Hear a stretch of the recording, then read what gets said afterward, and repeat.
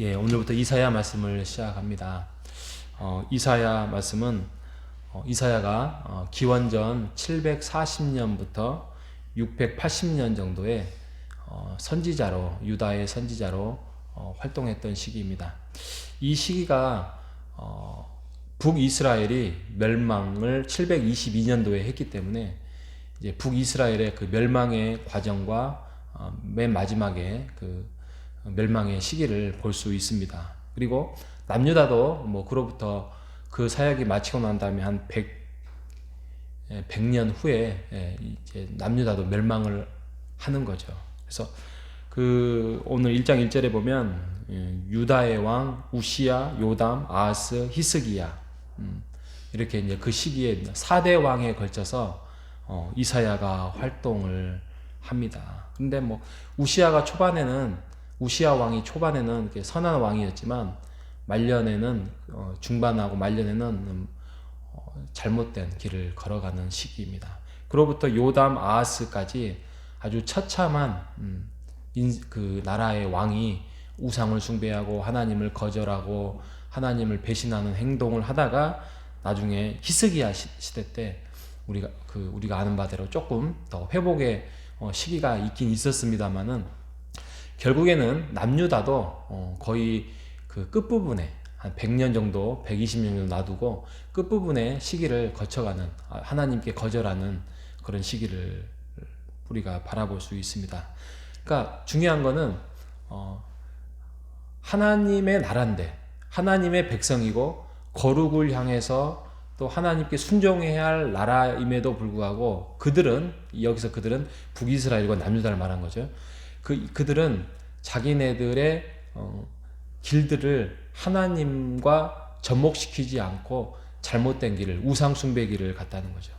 그거에 대한 하나님의 분노가 1장 1절부터 아주 하나님의 분노를 우리가 한탄과 분노를 볼 수 있는데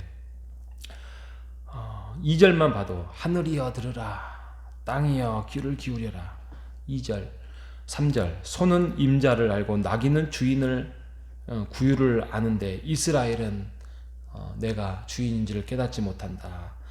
슬프다 범죄한 나라요. 그렇게 합니다. 그리고 6절에 발바닥에서 머리까지 상한 것이 없이 상한 것이 터진 것이 모든 것이 다 부끄럽게 되었다라고 말씀을 하고 있습니다. 그리고 10절에 보면 너희들이 종교 행위를 하고 제사를 드리지만 형식적인 종교요.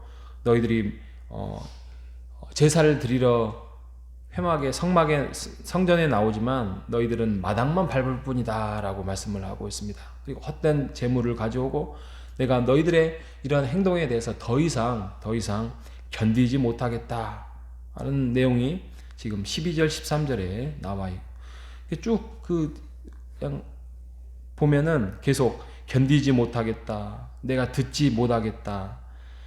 그렇게 말씀을 하고 있습니다. 이사야가 39장까지가 하나님께 범죄했던 거에 대해서 하나님의 이제 혼을 내는 장면이고, 그 다음에 이제 40장부터 66장까지가 하나님이 다시 회복하시겠다라는 이제 회복의 메시지를 전하고 있습니다. 이사야 말씀에 굉장히 특이한 점은 뭐냐면 원래 대부분의 이 선지서들은 예를 들면 누구 아들 이사야는 하나님의 부름을 받아서 어찌어찌해서 이 선지자로 부름을 받아서 말씀을 전한다.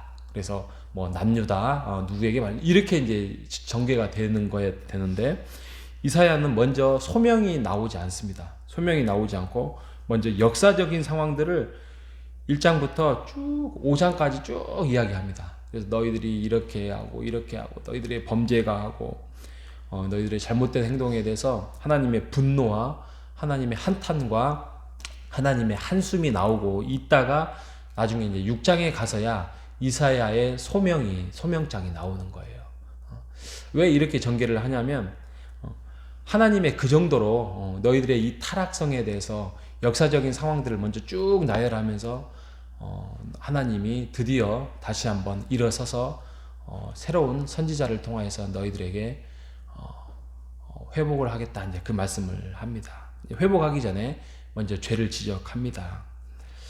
우리가 이제 앞으로 이사야 말씀을 이제 쭉 114 말씀을 통하여서 살필 텐데, 이게 이사야 보면은 굉장히 어떨 때는 이렇게 어려움이 있어요. 굉장히 이렇게 하나님의 분노, 하나님의 한탄, 하나님의 그런 역정들이 있는데, 뭐 1, 2, 3장만 봐도 쭉 그런데 자세히 또 중간중간에 살펴보면 하나님이 결국에는 이렇게 분노하고 또 심판하고 하려고 하는 것은 그게 아닙니다. 하나님은 너희들의 하나님의 나라를 다시 한번 회복시키겠다, 정결케 하겠다, 또 승리케 하겠다, 너희들의 그 죄악을 제거하여서 다시 이스라엘을 세우겠다라고 말씀하고 있는 것입니다.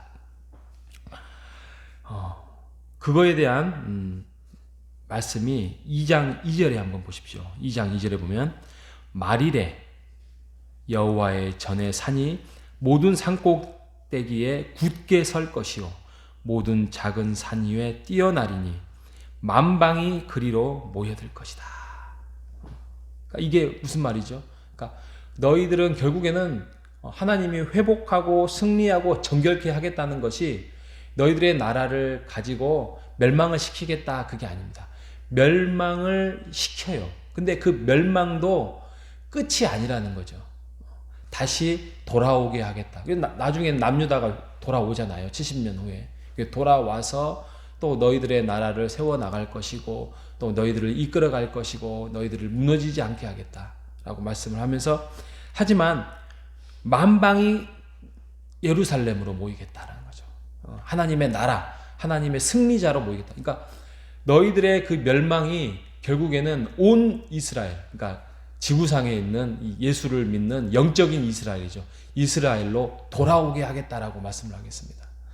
예수 그리스도로 인하여서 결국에는 모든 나라가 이스라엘, 영적인 이스라엘에 대해서 하나님의 나라로 회복할 것이고 모든 지구상에 교회가 세워질 것이고 하나님의 나라가, 하나님의 이름이 선포될 것이다. 이것이 바로 만방이 모여서 하나님을 찬송하겠다라는 말씀입니다.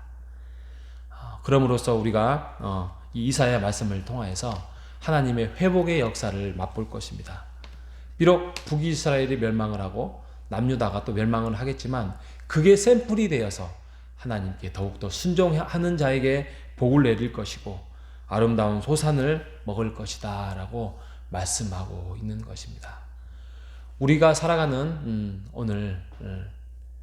오늘도 변함없이 우리가 말씀을 가까이 하기를 원합니다. 우리가 하나님 말씀 안에서 하나님의 주신 은혜, 우리는 죽을 수밖에 없는 죄인인데도 불구하고 우리를 하나님의 나라로, 하나님의 백성으로 불러주셨습니다. 그리고 예배자로 우리를 불러주셨습니다. 우리가 내일도 변함없이 우리가 예배를 사모하며 하나님을 사모하며 나아가는 우리 모두가 되시기를 바랍니다.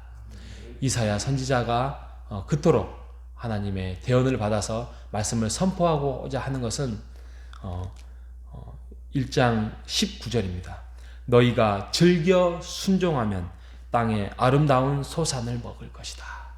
하나님 앞에 순종하는 길이 진정한 회복의 길이요, 우리의 영적으로 육적으로 우리의 가정이 또 우리의 다음 세대가 일어날 수 있는 것입니다. 우리가 내일도 또 오늘 하루도 우리가 삶의 예배에서, 내일은 주의 날에 공적인 예배를 통하여서 우리가 하나님 앞에 예배자로 나와서 하나님 안에서 풍요로움을 누리는 우리 모두가 되시기를 주님의 이름으로 축복합니다. 하나님 아버지 감사합니다. 이사야의 말씀을 시작하였습니다. 혹시 우리 안에 형식적인 행위는 없었는지, 하나님 앞에 불순종한 행위는 없었는지 이사야의 말씀을 통해서 다시 한번 돌아보게 하시고 우리가 하나님 안에서 즐겨 순종하는 삶을 살아갈 수 있도록 인도하여 주옵소서. 내일은 주의 날입니다. 예배를 사모하며 우리가 기다리는 자로 오늘 하루를 준비하는 하루가 되게 하여 주옵소서. 살아계신 예수님의 이름으로 기도합니다.